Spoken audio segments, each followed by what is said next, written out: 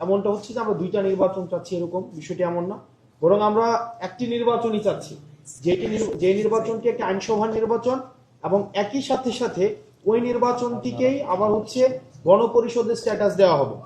কারণ আপনি জানেন যে যে কোনো ধরনের অ্যামেন্ডমেন্ট, কনস্টিটিউশনাল অ্যামেন্ডমেন্ট, সেটা যে কোনো সময় হচ্ছে হাইকোর্টে চ্যালেঞ্জের শিকার হইতে পারে।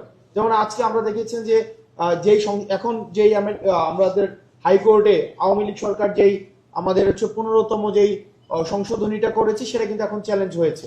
তো এখন যেই আমরা হচ্ছে আবার যেই অ্যামেন্ডমেন্ট গুলো করছি, সেটি যে আবার হচ্ছে পরবর্তীতে চ্যালেঞ্জের শিকার হবে না, এবং একটা কনস্টিটিউশনের বেসিক ফান্ডামেন্টাল রিফরমেশনের এখতিয়ারটা সেটা শুধুমাত্র গণপরিষদেরই থাকে। সেই জায়গা থেকে আমরা আমাদের জায়গা থেকে যে দাবিটি জানাচ্ছি, পরবর্তীতে যে নির্বাচনটি হবে ওই নির্বাচনটি একই সাথে আইনসভার নির্বাচন, একই সাথে গণপরিষদের স্ট্যাটাসটা নিয়ে যাদের প্রাথমিক কাজ হবে কনস্টিটিউশনটাকে হচ্ছে রিরাইট করা, এবং একই সাথে সাথে হচ্ছে পরবর্তীতে হচ্ছে তারা হচ্ছে পার্লামেন্টের যে স্বাভাবিক কাজ রয়েছে, যে রুটিন ওয়ার্ক রয়েছে, সেই রুটিন ওয়ার্কটিকে একসাথে চালাবে।